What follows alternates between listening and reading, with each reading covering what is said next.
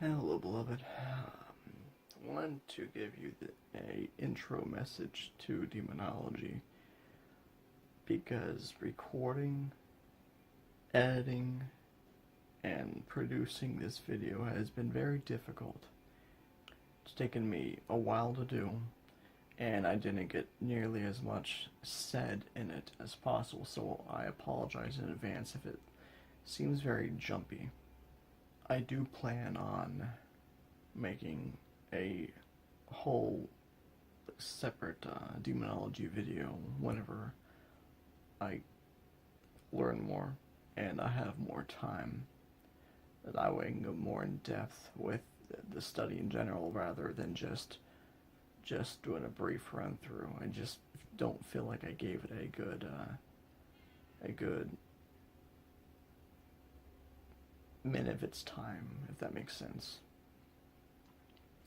So I don't know how long it's gonna be because I have other projects that I'm planning on doing, but just have patience for me, and I hope y'all do enjoy the video anyway. Try to find religion to see what I'd become. I was ruined by the world, but I blamed it on the sun. Alright, so this is number 3 at attempting to record this video. What is demonology? Demonology is the study of demons. It's basically what it is. I sometimes refer to it as the study of the kingdom of darkness, but it's basically what it is, the study of demons and Satan.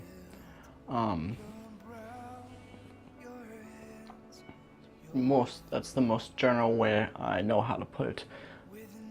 Keep in mind, I am by far not a master or an authority over this subject. I've only been studying it for a couple of years, but I'm simply following the direction of the Lord, hoping that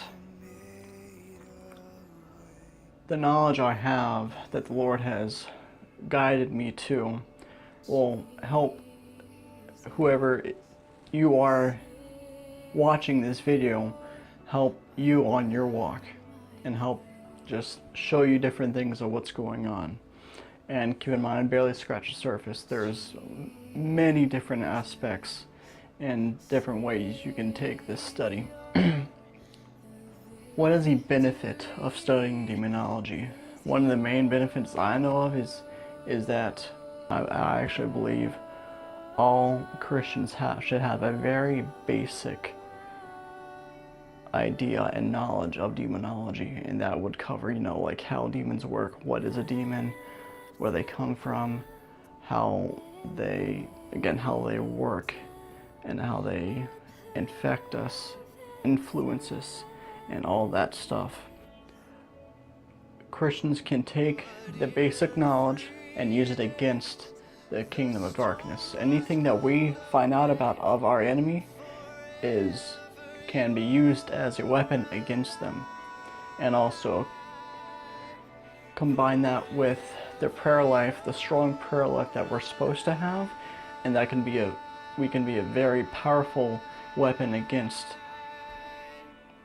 the forces of darkness in any shape or form.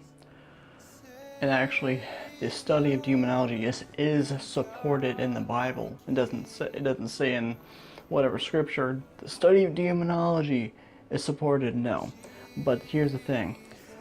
If the Lord did not intend for us to study, even it just in the basic idea of it, then He would not have told us anything of our enemies at all. Because God tells us to be well read and studied, but instead He gives us a good amount of information to help us learn how to combat them and apply it to their prayer life.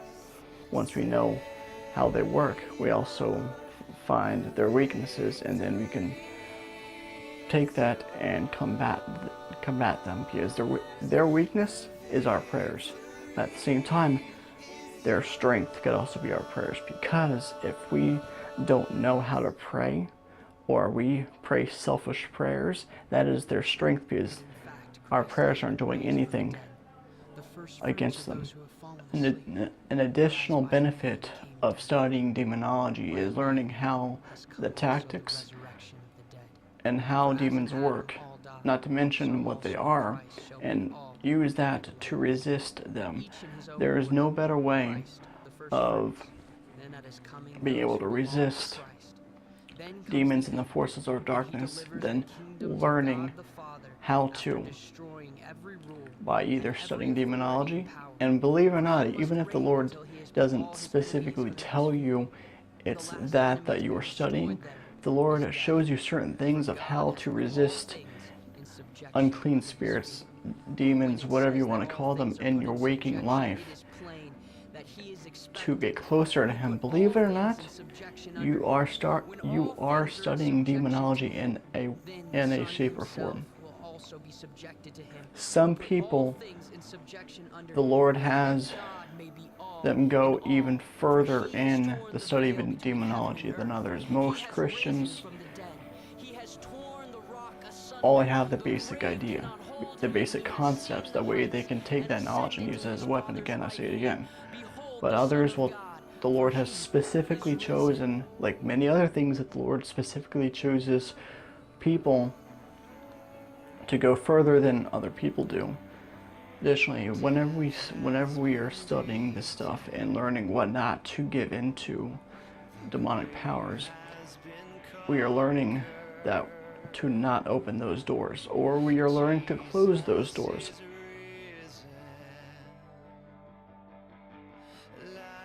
There are three primary origin stories that I'm aware of: Genesis 6, and the fallen angels with Lucifer, the fallen angels spoken in the book of Enoch, which was the seventh from Adam. There's two different Enochs. The fallen angels left their first estate, and there are some speculation that the Genesis 6 angels are also the fallen angels. That's just speculation. I have not gone too far into that myself yet. There's too much stuff on my plate already. And the third is the spirits of the dead who were not saved and or did not worship the Lord, as in Jesus, Yahweh. Let me read Genesis 6 real quick, 1 through 4. Alright, so Genesis 6, when man began to multiply on the face of the earth, and daughters were born to them, the sons of God, the angels, fallen angels, saw that the daughters of men were fair, and took them as wives as they chose. The Lord said, my spirit will not always strive with man, for he is flesh, yet his days will be 120 years. The Nephilim were on the earth in those days and after that, when the sons of God, fallen angels, came into the daughters of men, and they bore children to them. These were the mighty men of old, men of renown. Okay, so first let me say that there are some pastors, preachers, whatever you want to call them, out there that don't believe that angels can fall and mate with human women. But and they claim that the daughters of men in this part is actually the Israelites. Let me point out that the Israelites were post-flood. This is well before pre-flood. Well, not well before, but you know what I mean. It was pre-flood, so the Israelites didn't even exist. So these fallen angels were the ones that came down with Lucifer, and the Nephilim were actually the first generation of children with human women. There was about 2 or 3 total generations of children from the fallen angels. I have a personal theory, and this is my personal theory. I have not read this anywhere that I'm aware of so far. I have a personal theory that these were the mighty men of who were of old, men of renown. I believe that this actually speaks of like the Greek mythology, like Hercules and whatnot. That's my personal opinion. I have not read that anywhere else. The fallen angel spoken in the book of Enoch. There are two Enochs in the Bible.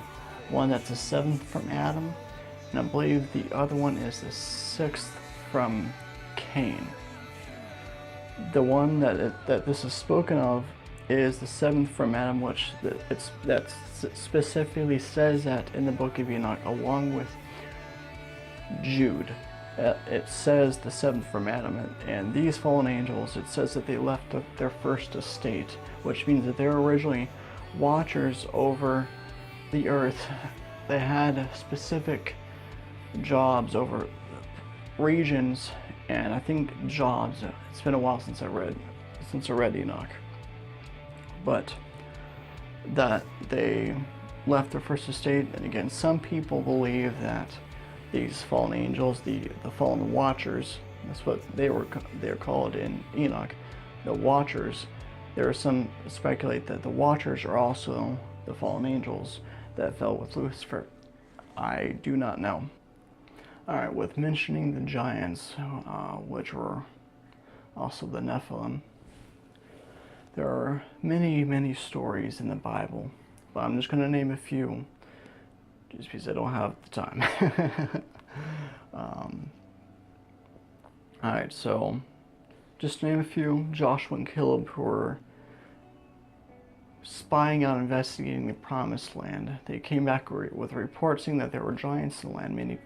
Many people actually say that this was just a metaphor, but it was legit. They were actually talking and saying that there were giants in the land, and they were like grasshoppers to them. There was actually, I'll touch on this later, there's actually proof of this too. There was two different kings in the Old Testament, one of which had the six toes and six fingers on each hand, mind you. And I believe they've actually found skeletons of giants that had 6 toes and 6 fingers. I'm not sure if I'll be able to find that in pictures or not, though. And then there's David and Goliath. Goliath was obviously a giant. He was over 8 feet tall, I think. And he also had 2 or 3 brothers. And those were, they were descendants of the Nephilim. I believe the Nephilim had 2 or 3 descendants of them. But of course, this is post-flood. But we don't really know how the Nephilim survived the flood. There are a lot of theories out there. One theory is going back to the fallen watchers, is that all the ones that are post-flood were the fallen watchers. I don't know. All I know is we have proof that the giants lived, and they are still around these days. Like I said, they're still around these days. As I continue to talk about this, I'll put up a few pictures if I'm able to find them. In today's day and age, there are giants alive. We have found skeletons of them. Some skeletons were up to 26 feet tall. Got to look around for them and use discernment when it comes to this, because some of them are fake, but the ones that are real, the government's trying to hide this stuff because it will raise too many questions that actually prove the Bible true. So as you look this stuff up, you just gotta use discernment, but also have faith, because this stuff is real. I ask you something though. How knowledgeable is God when it comes to the kingdom of darkness and demonology? He's a master. You got to think of it this way too, is that God created the heavens and the earth. The heavens included all the creatures in heaven and all the angels. And then, of course, Satan, which was, I believe, one of the cherubim, he rebelled and took 1/3 of the angels with him. So, of course, whenever he created everything that was going on, he knew this was going to happen.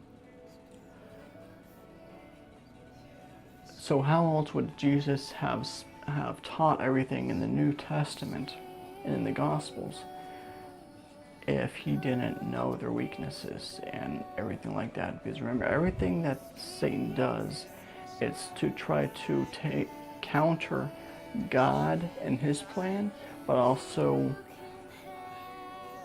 substitute it and also mimic it. So everything that God has set in place, Satan has mimicked. I'm not supposed to go there, okay. But needless to say, since Jesus got all his information, all his revelation, other than the Old Testament, but he got all that stuff from revelation from the Lord, including everything of the kingdom of darkness. How he got everything from the Lord, from his Father. So if the Lord doesn't know anything about demons or the kingdom of heaven, the kingdom of darkness, how does he not master demonology? He knows everything. He created it. But since he gave the angels free will,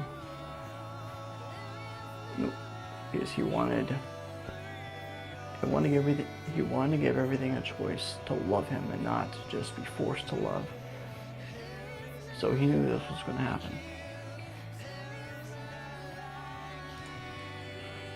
There are multiple areas of demonology. Now, mind you, these are the areas that I have specifically named. I don't know if there's a book out there that says these are the areas, these are the official areas of demonology. I don't know. But these are the areas that I have specifically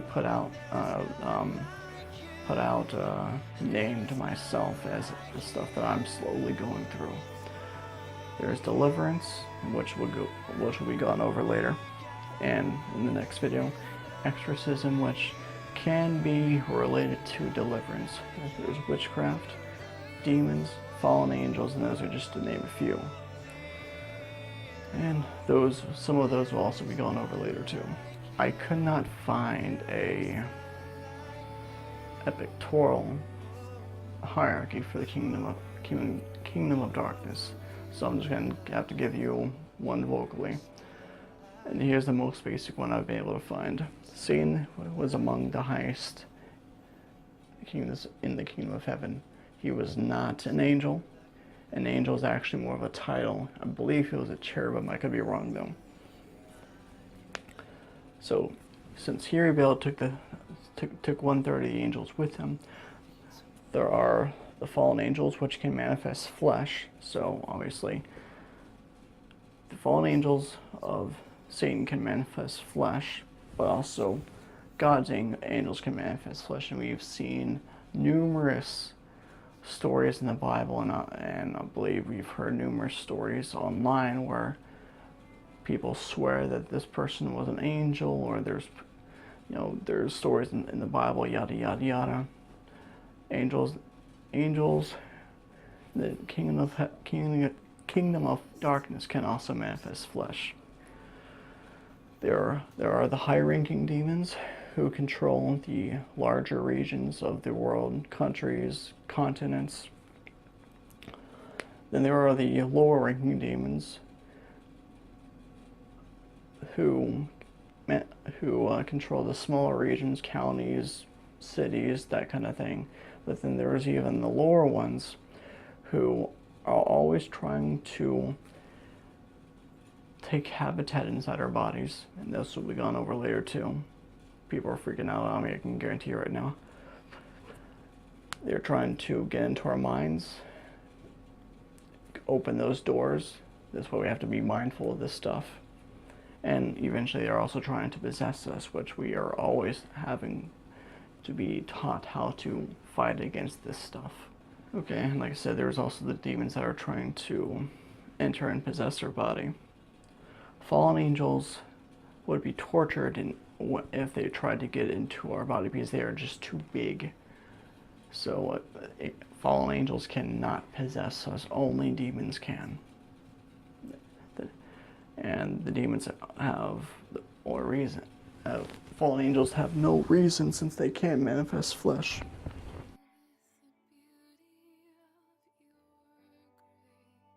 This is the part that I've been kind of really looking forward to, because this is where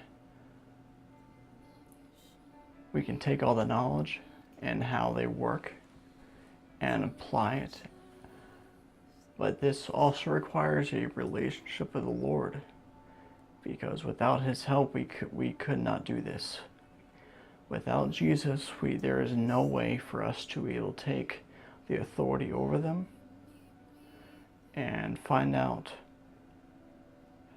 where these demons have taken, not captive, but infiltrated our life, and so that we can take care of them and make sure that they do not enter, and basically just watch out for ourselves. One thing that's for sure is that this knowledge came as a real eye-opener when I found out how demons can infiltrate our lives and really affect us. This is what is called an open door, also an open portal. They get through them that we open, whether intentional or unintentional. Remember, the demons are desperate to get into a body to habitat. They are constantly being tortured until they do. That's why the gathering demoniac, they did not want to leave. They had to be in a body. How does this happen though? How do they get in? They get in by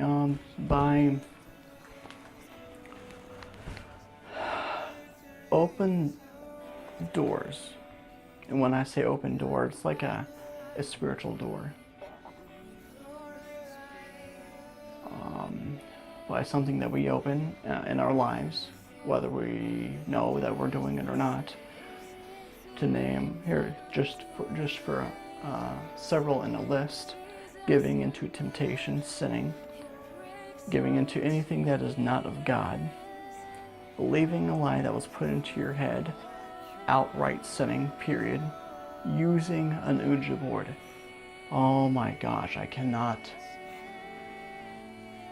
say how big and how massive and dangerous that is. And I don't have the time to go over it. Maybe one day in another video I'll go over it more. But that is extremely dangerous right there alone. It is real. Holding on to a grudge / not forgiving someone. This is an open door. That's why the Lord said forgive 70 times 7. In other words, as don't ever stop forgiving. Forgiving has to do with someone hurts you, and you forgive them. But if you hold on to it, that's an open door that you're just holding open for a demon to come inside. And the longer that door is open, it just builds, and more spirits come in, and your life changes, and your personality changes. But we're not taught this, and so we don't know until it's too late. And then again, we just think it's us. That's how we are. And then also witchcraft. Witchcraft is another big one, along with Ouija, and that's dabbling with the occult, which is something that you just don't do. There's a difference between studying and actually getting involved in dabbling. Two different things, major things. When you know you've opened a door, though, a door / portal, most people do not know. In fact, in this sin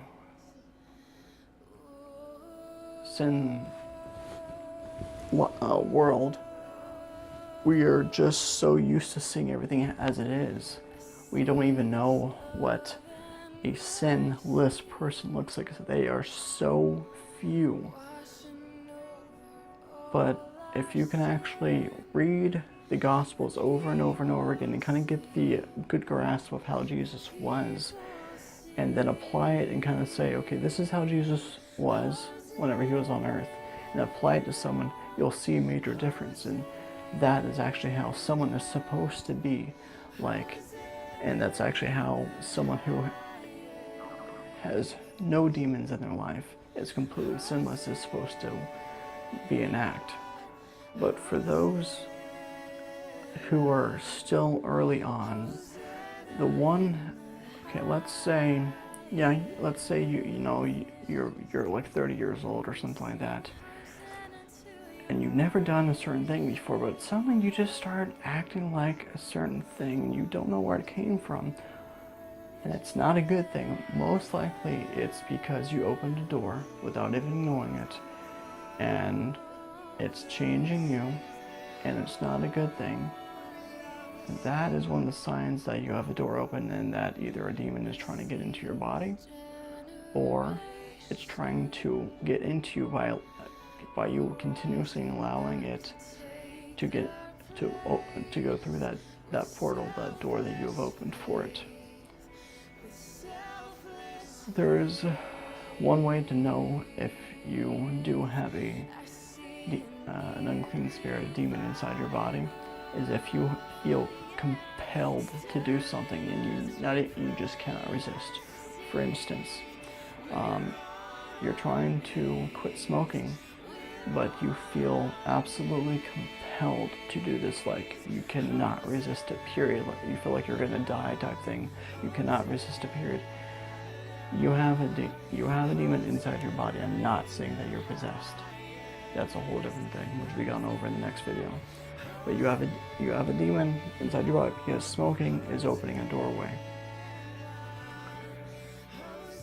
That is one way. That is one example. If you can resist it, then you're still good. But if you cannot, then you need deliverance. There are seven steps to demon possession, and I'll go over more of these in detail, like what they look like and whatnot, in the Deliverance video.